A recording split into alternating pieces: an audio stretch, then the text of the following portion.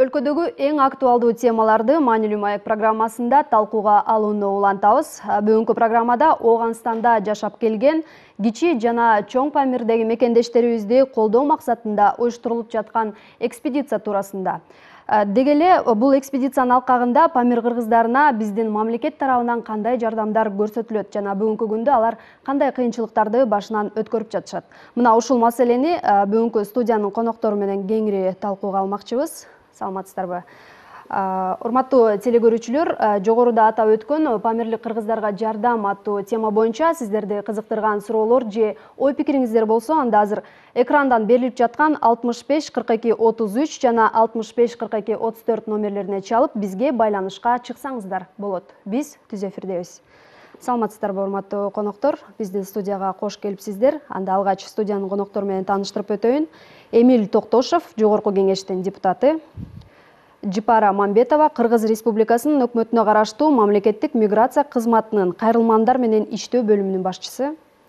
Салтанат Бараканова, Кыргыз Республикасынын жогорку кеңешинин социалдык маселелер, билим берүү, илим, маданият жана саламаттык сактоо боюнча комитетинин эксперти. Анда бүгүнкү темабызды талкууга алууну баштасак, болжолдуу түрдө мына ушул Памирде бүгүнкү күндө кыргыздардын саны 2000ге чукул деп айтылып келет. Негизи ал жакта кишилердин саны туурасында такталып, каттоодон өткөн маалымат барбы бүгүнкү күндө? Канча киши жашайт? Саламатсыздарбы? Бүгүнкү күндө айтып кете турган болсок, так маалымат жок. Себеби дегенде аларда эң эле орчундуу маселе болгон бул паспорт маселеси менен толук камсызданган эмес. Биздин маалыматтарыбыз боюнча ал жерде жашаган калктын бир 10%га жетпеген кишилери гана паспортко ээ болушкан. Ошондо кайсыл жактын паспорту? Ооганстандын? Ооганстандын жараны болуп эсептелишет аларчы. Негизинен биз азыр үзгүлтүксүз сүйлөшүүлөрдү жүргүзүп тактаган маалыматыбыз боюнча кичи Памир менен чоң Памирди эсептеп келгенде бир 1,5 миңге жетпеген кыргыз, этникалык кыргыз жашайт да бүгүнкү күндө. Демек, так маалымат жок экен да.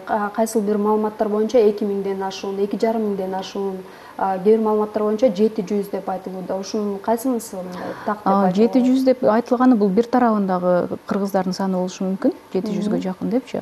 Эки тарабын кошкондо бүгүнкү күндө бизге жеткен маалыматтар боюнча 1,5 миң тегерегинде этникалык кыргыз жашайт. Ошо тактоо мүмкүнчүлүгү жокпу биз тараптан деле, сиздердин миграция кызматы тарабынан? Бул эми өзүңүз билесиз да, алар Ооганстандын жарандары болуп эсептелинет. Этникалык кыргыз болгону менен алар Ооганстандын жараны, ошол жерде ошол мамлекеттин аймагында жашашат. Биз буга чейин да аракеттерди кылып келгенбиз, мындан кийин дагы барганда дагы ушул азыркы кийинки боло турган экспедицияга барганда дагы бул маселени биздин биринчи көңүл борборубузда турат, так санын алып келүү боюнча. Эми ошол Памирдеги кыргыздардын санын жылдан жылга кескин төмөндөп жатышын эмнеге байланыштуу деп айтсак болот? Жооп бере берейинби? Саламатсыздарбы? Албетте Жипар айткандай, ошол кичи жана чоң Памирди бириктиргенде ошо 1,5 миңге чукул адам калды. Анткени биз мына 2000 мен ал жака 4 жолу барып келгем. Азыр барсам 5-чи жолу барам.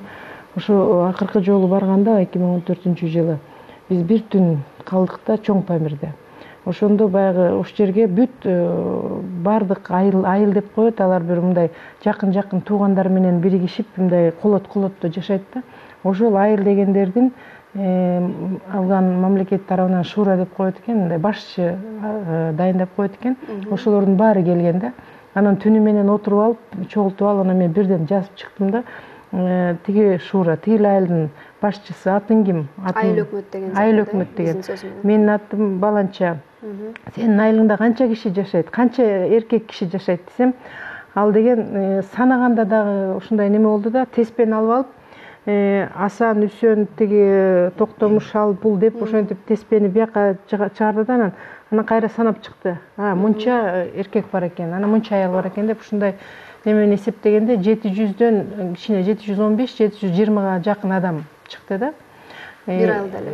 Бир айыл эмес, ошол бир чоң Памирде жалпы. Ушунча адам болду. Анын ичинен тиги байлар кандай, канча малы бар бай болот. Алардын алдында эң бай дегени 5 малдар болот экен. Кээ бирлөрү такыр эле ушундай мал мүлкү жок, мындай кедей балдар да болот. Бирок ушул жерде кыргыздардын бир намыскөйлүк жагына мен неме берем. Алар ошондой кедейлерин калтырбайт. Бир үйдө ушу багат, мал бөлүп берет. Эгер мүмкүнчүлүк болсо үйлөнтүп коюшат, ушундай немелер бар. Ал эми алардын биринчи биз мындай эгемендүүлүккө ээ болгондон бери биринчи маалымат ошо 1995-жылыбы же 97-жылыбы так эсимде жок. Ошол Оганстан мамлекети президент ошол Улуу Памир, Кичи Памирде жашаган кыргыздарга башчы кылып хан деп атап койгон Абдырашид хан бар болчу. Ошол кишиге мөөр берген, атайын ошол официально неметкен киши. Ошол киши Кыргызстанга кат жазып, кайрылып анан Ошко келип кеткен. Өзүнүн ушундай бир свитасын алып, Ошко келип, Ошто губернаторго жолугуп, ал кезде менимче Эркебаев губернатор болчу. Жолугуп, анан ошо бизге жардам бергиле, биз анда ошол киши айткан, ошол кезде 5000дей калк жашайт депчи. Анан эмне үчүн ушундай кескин азайды? Анткени ал жакта өтө суук. Бийиктик деңиз деңгээлинен 3600дөн 6000ге чейин бийиктикте аралыкта жашашат. Кыштоого түшөт, жайлоого чыгат. Анан жашагандары боз үйдө турат. Эч кандай медициналык жардам көрүшпөйт. Билимдери жок, абсолютно билимдери жок. Эми бир жанагы Жипар айткандай бир 10го жетпеген проценти паспорттуу болсо, ошолор ажыга барып келишкен, ошолор тиги Кабулга чейин барат, берки Ишкашым, Файзабадка чейин келип мындай жүргөндөрү бар. Анан баягы кыздар аз деген аз да 3төн 1 деле түзөт да кыздар.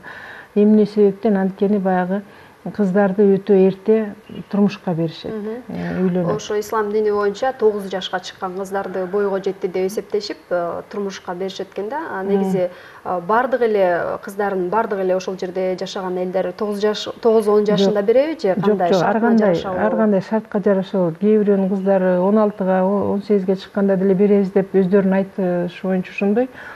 Анан тиги ошол мына мисалы үчүн 9 жаштагы кыз деп айтып калдыңыз. Мынча эрте берүүлөр эмнеге байланыштуу? Эми баягы аял жок, жетпейт, кыздар жетпейт. Ошон үчүн баягы кичине бой жетип, балакаттан чыгарып чыкпай эле ошо турмушка берип коюшат экен. Анан мен ошол сөздөн уялбай эле айтам.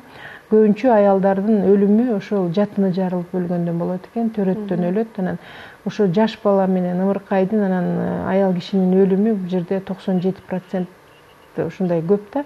Ар бир эркектен эле сурайсың да, сиз канча балаңыз бар десе, ал айтат, мен 14 балалуу болгом, 13 балалуу болгом, же болбосо 9-7 балалуу болгом, азыр канча балаңыз бар? Же совсем жок деп айтат, же 2 балам, 1 балам бар дейт. Азыр сөзүңүздү бөлө турайын. Бизде телефон чалып бар экен. Саламатсызбы? Сурооңузду берсеңиз болот.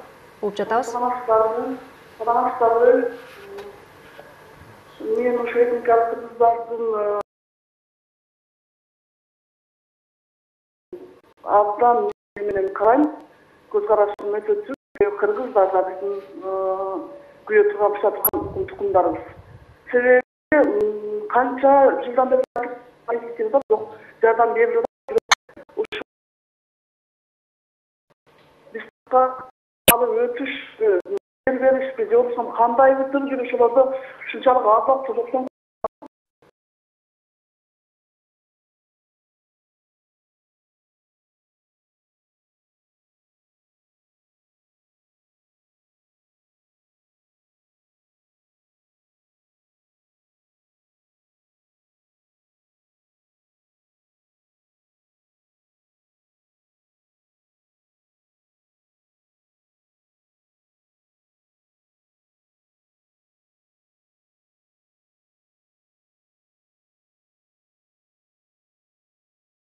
көргөнүн билбедим, бирок өтө кыйын экен. Ушунчалык келишкенден кийин жүрөк кыргыздар ушуларды ушул жака алып келүү проблемасы болобу же болбосо жер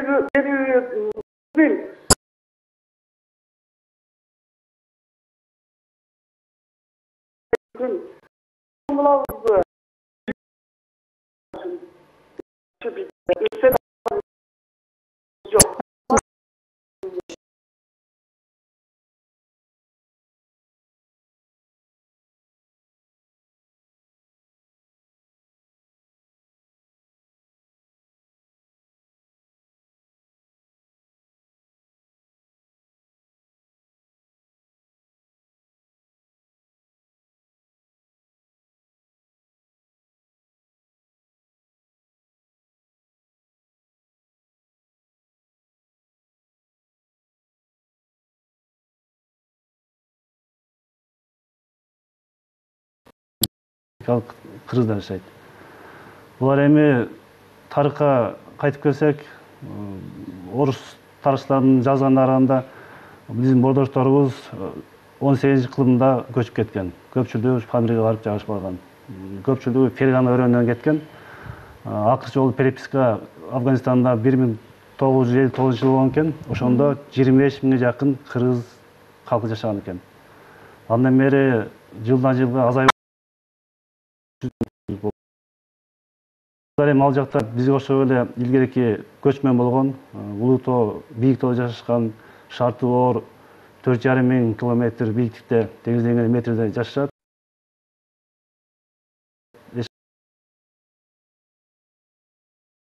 Дармек жок.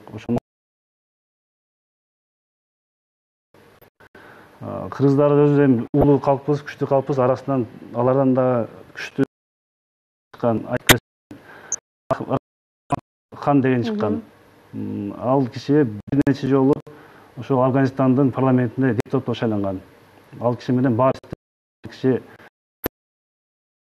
Түркмөнстан, Тажикстан, Индия баары кошкунчу өлкөлөрдө өзүнүн авторитети болгон.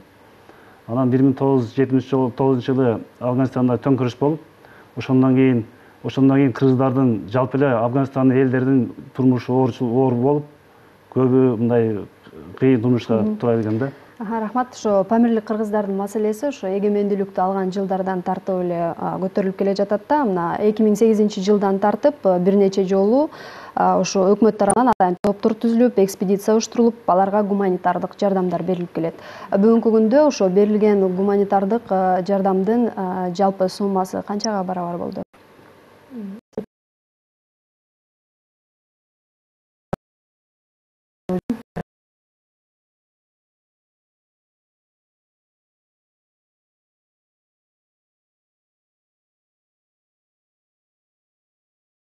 Кыргыздарга чейин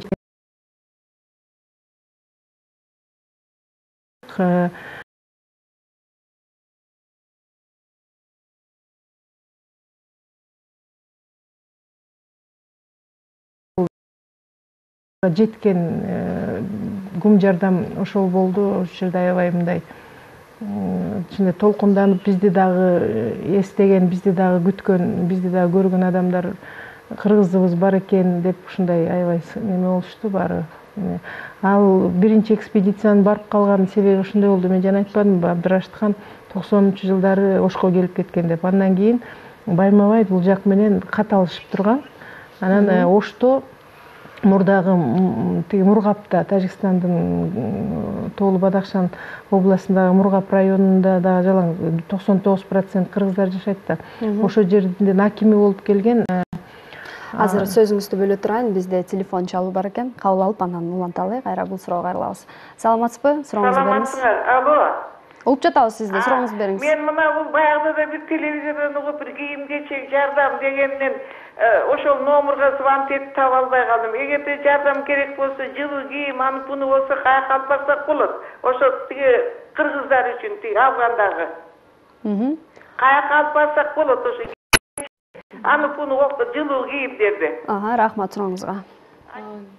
Гуманитардык жардамды биз жүктөп атабыз. Бүгүн башталды.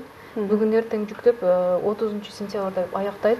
Эгерде мүмкүнчүлүктөрү болсо, бүгүн эртең мамлекеттик миграция кызматынын имаратына алып келсе болот. Бул Разакова 8 бөлчөк 1 Бөкөнбаева көчөсү менен кесилишет. Ошол жерде биздин негизги гум жардам ошол жерде турат да азыркы күндөчү. Байланыш телефондорунда Байланыш телефондору 30 03 14 30 07 73.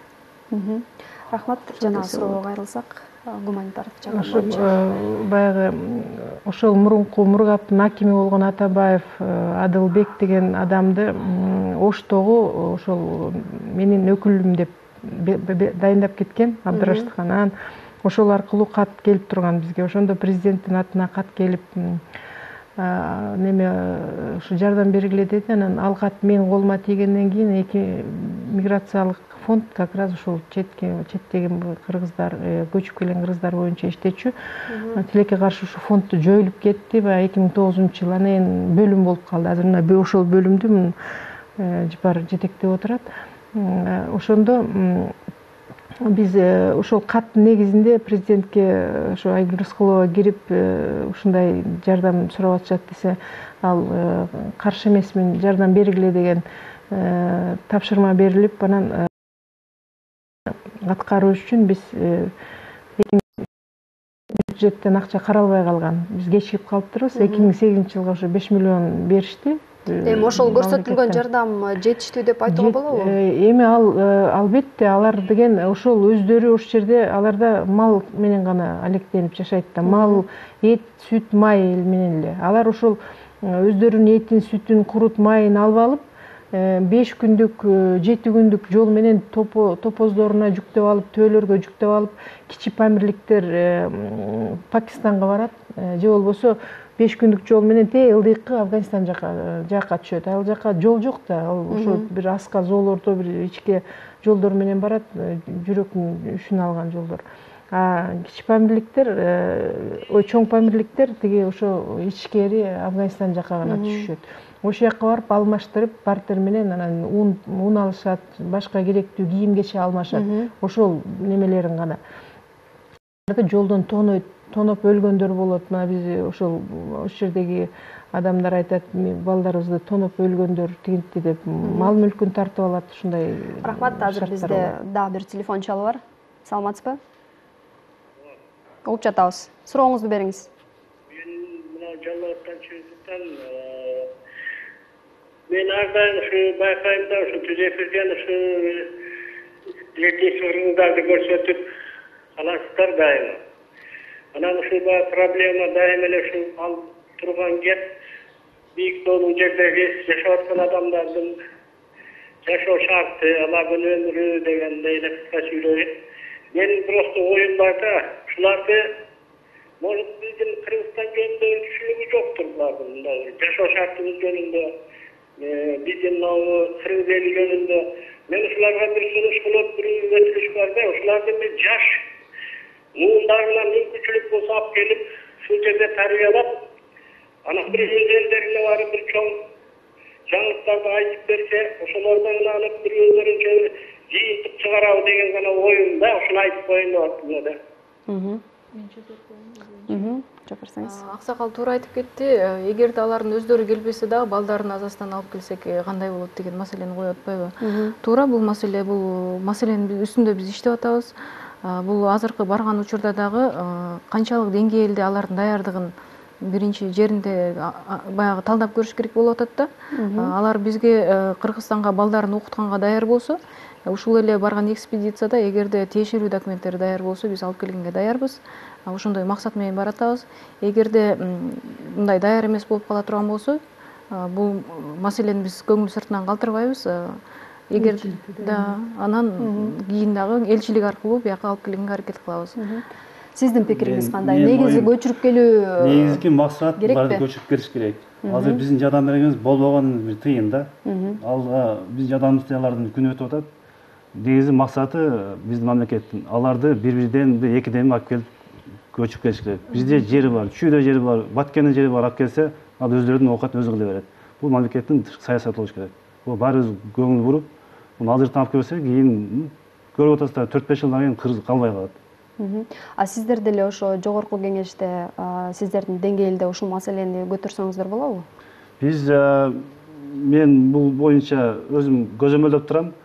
мамлекеттик тышкы иштер кызматы февралда акция чогултуу өткөзүп, анан жетекчиси айткан телевизордо мен 10 миллион сом бөлүндү, биз барабыз бир айдан кийин чогултуп атабыз деп.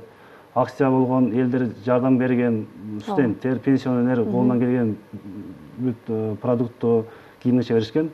Андан кийин мемлекеттер ошойдун дайына чыкпай калды. Мен май айында залдан жыйындан айтып айткам, неге чыкпай атат, эмне барбай атасыңар, элдер күтүп атат, баштагандан кийин барбайсыңар деп. Бирок эмдигиче дайын жок. Шылтоосу Тажикстандан нота бербейт деп. Аны чечсе болот да. Ошол суроого жооп берип койсоңуз, эмне үчүн кечеңдеп жатат? Мен тактап айтып кетейин, туура депутат мырза туура айтты. Бул 10 февралда эле өкмөттүн буйругу чыккан гуманитардык жардам жеткирүү боюнча. Себеби баягы кечиккен себебин айтып кетейин. Биз жактан өзүнүн убагында эле Тышкы иштер министрлигинен Тажикстандан расмий уруксат алуу боюнча атайын нота жиберилген. Бирок алардан нота келүү убактысы аябай кечеңдеп кетти да. Эгерде эми бул деген мамлекеттик мааниде иш чара болгондуктан, тем более биз баягы бөтөн мамлекеттин чек арасын кесип өтүп атабыз да, алардан атайын уруксат бермейинче биз жөн эле кесип өткөнгө биздин укугубуз жок, мындайча айткандачы. Ошол Тажикстандан атайын расмий нотанын келишин биз күтүп калдык. Расмий нота биздеге Бүгүнкү күндө алдыңыздар, 30-июнда келип түштү. Бул боюнча эме кылдык. Анан 30-июнда баягы жайга туш келип калды да. Анан жайында чыгып кетели десек, ал жерде жанагы Афганистан менен Тажикстанды бөлүнүп турган Пянч дарыясы бар. Ал аябай мындай чоң дарыя. Суу тартылган эле убакта машина менен кечип өтпөсө, башка убакта кечип өтүү мүмкүн эмес да. Анан суунун тартылышына карап биз бир аз кечеңдеп калдык. Азыр эми бардык даяр, гуманитардык жүктү буйруса жүктөп атабыз. Өкмөт тарабынан дагы качан чыгары белгиленди. Гуманитардык жардам кандай продуктылар түрүндө көрсөтүлөбү кандай? Гуманитардык жардамды жеткирүү боюнча атайын өкмөттөн 10 миллион сом бөлүнгөн. Буга негизинен ун алынат, 40 тонна ун. Ошондой эле күрүч, макарон, сахар, туз. Андан сырткары биз алар менен сүйлөшсөк, жылуу кийим-кечек тиктирип алып келсеңиздер жакшы болот эле дегенден биз атайын буйрутма бердик. Ошондой эле жууркан төшөктөрдү да суранышты, ошолорду да тиктирдик. Андан сырткары элден чогулган жылуу кийимдер бир топ эмелер бар. Ундар дагы бар, ошолор турат. Буга чейин андан сырткары дагы бизге бир койгон алардын бир суранычы болду. Биз баягы байлар аябай бай дагы, анан кедейлери кедей болуп, аларда ортодогу ажырым аябай эле чоң да. Ошол кедейлер менен эме кылсак, алар айтат, бизге жашаганга бир мүмкүнчүлүк бере турган бир ала келбейсиздер депчи. Анан биз атайын тендер жарыялап 50 боз үй сатып алдык. 50 боз үй алып барабыз. Ушу жазга мал ошо пилоттук проект катары Ооганстандан 5 үй бүлөнү көлгө көчүрүлүп келет деп айтылып жүрдү эле да, кызуу талкуу болуп, анан бул эмне үчүн ишке ашпай калды? Ошондой проект каралган. Биз баягы эгерде мындай аларды жалпы мындай көчүрүп келе албасак да, азастан көчүрүп келели деген бир саясат болгон да, бул дагычы. Жок дегенде 5 үй бүлөдөн болсо дагы улам көчүп келип отурса, биз аларды баягы Кыргызстанга көчүрүп алабыз дегенчи. Бул маселе күчүндө, бул маселени биз унуткан жокпуз. Былтыркы жылы Чоң Алай райондук мамлекеттик администрациясы менен байланышып, алардын чечими менен атайын Алай районунда 20 гектар жер бөлүнүп берилген этникалык кыргыздарга депчи, тоонун башында экен. Бирок деген алардын эмне үчүн тоонун башында дегенде, алар эми баягы 5000 метр бийиктикте жашашат да, Памирдечи. Ошол климат менен ошол жердин климаты бир аз окшошураак болот экен. Окшош болуш керек, адаптация болгонгочу. Ошол жерден бөлүнүп берилген. Бирок ал жакта эми жер бөлүнүп берип даяр экен деп эле баягы көчүрүп келген дагы болбойт. Ал жерге атайын көчүрүп келиш үчүн шарттарды түзүш керек, үйлөрдү салыш керек дегендей, мектеп, больница менен камсыздаш керек. Бул эми акырындап ишке аша турган маселе да. Ушул экспедициялык топ түзүлүп, анан сапарга канчасында чыккан турасыздар? Экспедициялык топтун курамында канча киши турат? Экспедициянын негизги курамы бул 20 кишиден турат. Кимдер алар? Өкмөт аппаратынан жетекчилер бар, күч органдарынан бар, мамлекеттик миграция кызматынан, ошондой эле баягы бизге гум жардам чогултканга жардам берген тараптардын, активисттердин да бар. Мисалы, ошол эле дин башкармалыгы, элден элге деген коомдук бирикмелер бар. Врачтар негизинен, алар баягы негизги бул жерде ишмердүүлүк ошо врачтарга түшөт экен. Эми алардын ден соолугун жок дегенде баягы жеринде иликтеп, кандай дары дармек болсо назначение кылып дегендей. Анан белгилеп айтайын дегеним, Биз мурунку барып келген экспедицияларда кум жардам жеткире эле, анан кийин кайра кайтышканда жатса бир күн жатып эме кылыпчы. Азыркы баруучу экспедицияда биз Тажикстан Республикасы менен Афганистан Республикасынын расмий уруксат алып атабыз. Жок дегенде бир 3 күнгө ошол жерде, Кичи Памирде 3 күн, Чоң Памирде 3 күн жатып, ошолордун жеринде иликтеп, бардыгын түгөл баягы эсебин алып, ошол эле медициналык кароодон өткөрүп, анан келели бир мындай апарган жардамыбыз дагы бир мындай өзүнүн бир жыйынтыгын берсе экен деген маселе болуп атат да бу жерде. Мындан бир нече жыл мурда ошо памирлик кыргыздардын өкүлдөрү келип, өлкөнүн башчысы менен дагы өздөрү жолугушуп, бизди бул жака мекенибизге көчүрүп келсеңер деген тилектерин билдиришиптир да. Анан ал жакталардын көчүп келүүгө каалоосу канчалык деңгээлде күчтүү?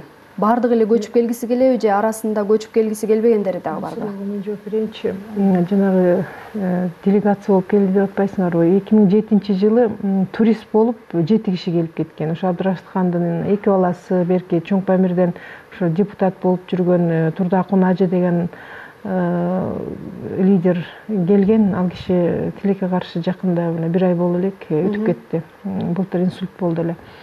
Ошолор келип кеткен. Анан 2012-жылы Жогорку Кеңештин социалдык саясат комитетинин чакыруусу менен ал киши ошо бизге кайрылды. Мен барат элем, ушу мамлекет башчылары менен жолугат элем деп. Анда ал киши уже депутат болбой, Карзайдын этникалык азчылыктар боюнча советниги болуп турган, кеңешчиси болуп.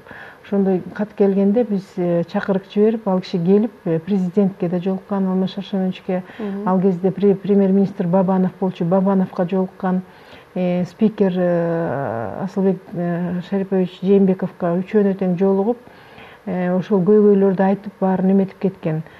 Президент жакшы эле тапшырма берген, бирок ошо негизинен баягы бир келет, бир келбейт ар кандай немелерди айтат. Бизде адамдардын ар кандай немелери бар да, ойлору бар. Кээ бирөөлөр айтат келбей эле койсун деп, жанагыдай адамдар бар, келсин, ушундай боордошторубуз ошол жерге уже. Жок, ал биздин пикирибиз, ал жактагы жашагандардын алар негизи келгиле деп айтат. Мына могу кадрларды карап турсаңар алып кеткиле деген, өздөрүн бизди алып кеткиле, биз бул жерде жок болуп кетип атабыз деп атат. Ал эми мындай саясат бар ал жакта да. Анткени ошо Улуу Памир менен Кичи Памирде кыргыздардан башка эч ким жашабайт. Ал жерде чымчык учуп тал өспөйт. Ошондой оор шарт, климаттык шарты оор. А жерде ошо жалаң эле биздин эле кыргыздар жашайт. Тоо кийик болуп калган, киши кийик болуп калган адамдар да. Ошолор жашап, ошолор биздин ошол боордош эркек жигиттер 20 жаштан 40 жашка чейинкилер ошол жерде чек араны кайтарат. Ошо биздин ошо. Демек, Ооганстан мамлекети дагы кандайдыр бир деңгээлде кызыктар экен да. Кызыктар, анткени ал жер стратегический жер. Ошол Чоң Памир менен Кичи Памир Вахан коридору деп коет. А жерде алардан башка эч ким жашап кайтара албаса, албетте биздикилерди кетиргенге немеси жок. 2003-жылы президент Акаев кезинде соглашение болуп, алар көчүп келмей болушкан. Ошо Чоң Алайга 200 гектар жер берип, ошолорду көчүрүп келебиз дегенде бийлик алмашып кетти. Бийлик алмашып кетип, Карзай келди да, Карзай жок, бул менин жарандарым. Мен буларды өзүм карайм, өзүм багам, жол салып берем деп. Жарандары болгону менен бүгүнкү күнгө чейин паспорттары жок. Канча пайызынын паспорттары жок? Ошо 90%-дан ашыгыраагынын паспорттары жок. Мына ошо Турдакун Ажынын баласы биз менен мына Жипар менен дагы WhatsApp аркылуу кат алышып сүйлөшөбүз. Ал 8-класста окуйт, 15 жаштагы бала. Араб тамгасы менен да жазат, латын тамгасы менен жазат.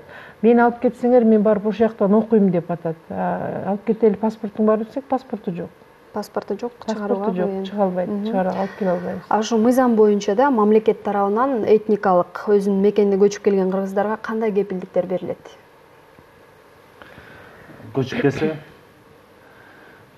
келсе, алар тууралуу мыйзам долбоорун иштеп чыгыш керек. Биринчиден, Кыргызстан алып келгенден кийин алардын билим алышына, алардын медициналык услуганы алганга, жер алганга, жана биринчи мезгилде үй куруп, өзүнүн бутуна турганга мамлекет өзү кепилдик бериш керек. Буга мамлекет өзү гарантия берип, мыйзам түрүнү баарын коргоп бериш керек. Сиз толуктасаңыз, бул мыйзамда жазылган болуш керек э? Кыргыз Республикасынын мыйзамы бар. Кыргыз Республикасына көчүп келүүчү этникалык кыргыздарга мамлекеттик кепилдиктер жөнүндө деген. Бул негизи эле бул жалпы этникалык кыргыздарга тиешелүү, бир эле Памирлик эмес. Кай жактан болбосун, мисалы бизде коңшулаш Өзбекстанда, Тажикстанда, ошондой эле Кытайдан аябай кыргыздар акыркы убакта көп эле көчүп келип атат. Келгенден кийин алар кайрылман статусун алганга укугу бар. Башка мамлекеттин жарандыгынан чыкпастан туруп кайрылман статусун алганга мыйзам жол берет. Кайрылман статусун алгандан кийин алар мектеп жашындагы балдар болсо же мектепке чейинки баягы билим берүү мекемелерине бара турган балдар болсо Кыргызстандын жарандарындай эле кабыл алынышы керек. Ошондой эле медициналык жардам алганга да укуктуу. Эгерде мүмкүнчүлүк болуп кала турган болсо, жергиликтүү өз алдынча башкаруу органдары жер менен камсыздап бериш керек. Кайрылмандар деп жатасыз, демек жарандыкты берет толугу менен. Бул жарандык канча убакыттын ичинде берилет? Кайрылман статусу бул жарандык алганга чейинки укук берүүчү убактылуу статус болуп эсептелинет да. Бул мыйзам боюнча 2 айдан ашпайт. Бизге эгерде бардык тиешелүү документтер менен толук келе турган болсо, биз 2 айдан ашырбай беребиз. Жарандыкты алуу канча убакытка созулат? Жарандыкты алгандан кийин кайрылман статусун алып туруп жарандыкка тапшыра турган болсо, булар жөнөкөйлөштүрүлгөн тартипте жарандык алыша алат. Бул мыйзам боюнча 3 айды түзөт. 3 айды түзөт. Бирок ошого карабастан, мындан 10 жыл, 15 жыл мурда көчүп келген Тажикстандык кыргыздардын дагы көпчүлүгү бүгүнкү күнгө чейин жарандык ала албай жүрүшөт. Бул эмнеге байланыштуу? Мисалы үчүн Ооганстандан келген деле кыргыздар ошондой эле мындай маселеге туш болсо да туш болуп калышы мүмкүн да. Мындай да. Биз мисалы жарандык алганда адам өзү чуркаш керек да. Мен мисалы этникалык кыргыздар менен көп эле азыр иш алып барып түздөн түз байланышып атабыз. Эми аларды жалпы жонунан күнөөлөгөндөн алыспын, бирок негедир биз кыргыз эли баягы документке кайда-кайра караган эл экенбиз да. Ана мына деп анан ушундай өздөрүнүн иши менен жүрүп кетет же ошол эле туулгандыгы тууралуу күбөлүгү Өзбекстанда калып кеткен болот же аларды алдырыша албайт. Анан кийин ушундай бир топ убакытка созулуп кетип атат да, баягы 5-10 жылдап деп атпайсызбы? Эгерде биз неме кыла турган болсо, бардык документтерин тапшырып жарандыкка тапшыра турган болсо, бул президент чечет. Президенттин указы менен жарандык берилет. Биз миграция кызматы түздөн түз жарандык маселесине биздин тиешебиз жок да. Мен кошумчалап коеюн ушул маселени. Эмне үчүн жана албай жүрүшөт деп атпайсыздарбы? Мисалы үчүн Тажикстан менен Кыргызстандын ортосунда 2 чоң келишим бар. Бирөө ошол жеңилдетилген түрдө жарандык алышат. Экинчиси ошолорду укуктук коргоо жагынан. Ал эми ошондой эле келишим Өзбекстан менен даярдалып, биз Кыргызстан тарап бир тараптуу баарына кол коюп даярдаганбыз. Өзбекстан ошол боюнча кол коюп кабыл алган эмес да бул келишимди. Ошентип ошондой болуп калган. Ал эми жанагы ала албай атат деген албетте бар. Бул биздин мыйзамыбызда буларга жол ачык гражданство алганга. Ал эми биздин жанагы коррупция деп атабыз. Мына ушу аябай неметкен. Мен ушу биздин паспорт столдордо жанагы милицияларда ошол келип ушул жерде жашап аткан көчүп келген этникалык кыргыздарга ушундай көп учурда мындай кайдыгерлик анан коркутуу мындай жаман мамиле кылган учурлар көп болот. Мен муну ачык эле айткым келет. Аябай кордошот көбүнчө, кармап алып, анан паспорттарын берип коюп, жоготуп ийип, анан сенин паспортуң жок, дагап кел дейт. Баягы граждандык алты. Ушундай мындай локальный майда ушундай маселелер менен да көп адамдар ала албай жүргөнү бар. Ал эми Өзбекстан менен келген Өзбекстандын жарандары болгон биздин кыргыздар этникалык, алар граждандуулукту ала албаган себеби биз мисалы үчүн 2009-жылы бир тараптуу эле аларга биз акция жүргүзүп туруп 3000 Өзбекстандан көчүп келген кыргызга граждандуулук берип койгонбуз да, Кыргызстан берип койгон. Ошондо тигилер нота берген. Биздин жарандарды эмне үчүн неме кылып атасыңар? Алар кыргыздарды вообще өздөрүнүн жарандарын кыргыз болобу башка болобу Өзбекстандан чыгарып ийгенден аябай чыгарып ийишпейт да. Ошон үчүн алар регистрациядан да чыгарбайт, паспорттарын дагы неме кылбайт. Ошон үчүн Өзбекстандан көчүп келген кыргыздарга бир топ бизде маселе бар. Ошон үчүн жана 20 жылдан бери келин болуп келген өзбекстандык жаран кыздардын маселеси бизде өтө жогору турат. мындай маселелер бар. Мисалы үчүн ошо памирлик кыргыздарды толугу менен көчүрүп келүү мүмкүнчүлүгү кыйын болсо да, ошол эле мугалимдерди даярдап, айлык маянасын жогору коюп берип, ошол жака доктурларды алып барып иштетсе кандай болот? Ушул мүмкүнчүлүк каралганбы? Бул маселе боюнча 2014-жылы биз барып келгенден кийин ушул маселени Мирлан Исакбекович Бакиров ушу 2 жолу барып келди. Ал киши дагы койгон бул маселеничи. Коюп анан ошондой даярдала баштаган. Анан бияктан барган вахтовый метод менен жасайбыз дегенбиз да. Жогорку айлык акысын коюп берсе, табылат болуш керек, мугалимдер деле иштейси. Ошол бир мындай сөз менен эле калып эле андан ары аркасынан түшүп ошону бир тескейген адам болбой атат деп ойлойм да мен. Анткени муну чечсе болот. Эки мамлекет, эки өкмөт, Афган өкмөтү менен биздин өкмөттүн ортосунда мугалимдерди анан немелерди. Менимче ушу каражат жагы да кичине тоскоол болуш керек ошондой барып иштегенге. Ошо буга чейин 2008-жылы заманбап жабдыктар менен жабдылган мобилдик клиника жеткирилген экен. Бүгүнкү күндө ал мобилдик клиника иштеп жатабы? Абалы кандай? 2008-жылы эмес, бул мобилдик клиниканы Кичи Памирге талкаланып калды, таптакыр жараксыз болуп калды деген маалыматтар чыккан да. Тиги Америка алып келип берген деген бир маалымат бар, Агахан берген деген бир маалымат бар. Анан биздин Кыргызстандан Кыргыз бутагы деген фонд бар, алар эл аралык эмес уюм. Ошолор барып, ошол жака бир айлап жүрүп келишет, ошонун мүчөлөрү да. Барып ошол немени көрүшүптүр, чоң автобус, бүт акыркы заманбап сиз айткандай жабдуу менен жабдууланган дейт. Толтура дары дармек дейт, баары мондай төгүлүп неметип жатат дейт. Ал жерде врач жок болсо, хотя бы фельдшер эчтеке жок болсо, аларды аны ким пайдаланып, ким карайт? Ушундай маселе да. Мындан 3 жыл мурун Афганистанда Кыргызстандын элчилиги ачылды эле. Бүгүнкү күндө ошо элчилик кандай жардамдарды көрсөтүп жатат? Ушу жергиликтүү элге жооп берсеңиз. Биз элчилик менен чын айтканда байланыш өтө оор болуп атат. Бир эле жолу байланыша алдык. Элчилик мененчи. Биздин абал кандай десек, ушул мыйзам чегинде иштерди алып барып атабыз деген эле маселени айтып койду. Бир жолу барып көрбөсө деле. Тышкы иштер министрлиги бул боюнча баягы ушул багытта ишти күчөтүш керек деп ойлойм да. Буга чейин парламентте дагы бир нече жолу ушу депутаттар болгон памирлик кыргыздардын баарын бияка көчүрүп келүү керек, сөзсүз деп айтышканда, бирок жыйынтык болуп жатат. Бул билдирүүлөр жөн эле популисттик деп айтууга болобу?